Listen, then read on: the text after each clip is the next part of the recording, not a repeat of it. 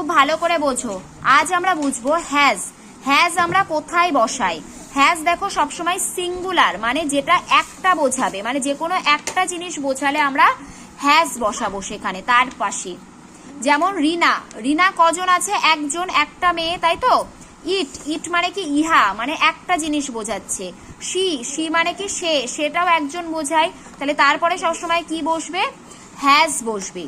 Has কখন বসবে? যখনই সেটা সিঙ্গুলার নাম্বার হবে তখনই তার পাশে হ্যাজ বসবে। বুঝতে পেরেছো? এটুখানি ক্লিয়ার? নেক্সট আসছে দেখো হ্যাভ। এই হ্যাজ আর হ্যাভ জানো কোন টেন্সের ক্ষেত্রে আমরা ইউজ করি সবসময়?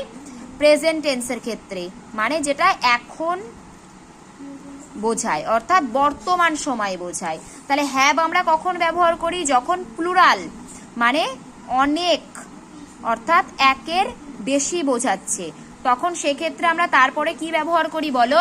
হ্যাভ বসাই। বুঝতে পেরেছো? দে মানে তারা, তারা তো অনেকজন, তাই তো। তাহলে দের পরে সবসময় আমরা কি ব্যবহার করব বলো? হ্যাভ। ইউ, ইউর পরে সবসময় কি হবে? হ্যাভ।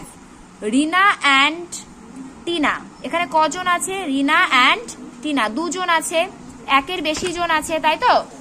তাহলে তারপরে কি হবে বলো? হ্যাভ হবে। আচ্ছা আই, আয়ের পরেও কিন্তু সবসময় কি বসবে? হ্যাভ বসবে। আয়ের পরেও কিন্তু কি বসবে বলো? হ্যাভ। আচ্ছা উই, উই মানে কি আমরা, এখানে আমরা মানে কি অনেকজনকে বোঝায়, তাহলে উই এর পরে সবসময় কি বসবে? হ্যাভ বসবে। বুঝতে পেরেছো? এবারে দেখো হ্যাড।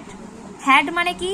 হ্যাডটা কখন বসে? যখন পাস্ট ফর্ম বোঝায়, অর্থাৎ পাস্ট মানে ছিল, আমার ছিল, কি হবে? I had. বুঝতে পেরেছো? দেখো ইয়েস্টারডে মানে গতকাল, বা লাস্ট নাইট মানে গত রাতে, এগুলো যখন কোনো বাক্যে থাকবে সেক্ষেত্রে আমরা নিঃসন্দেহে কি বসাবো? হ্যাড বসবে। বুঝতে পেরেছো? তাহলে হ্যাজ আর হ্যাভ এই দুটো সবসময় প্রেজেন্ট টেন্সের ক্ষেত্রে ব্যবহার করা হয়, আর পাস্ট টেন্সের ক্ষেত্রে আমরা কি বসাই? হ্যাড বসাই।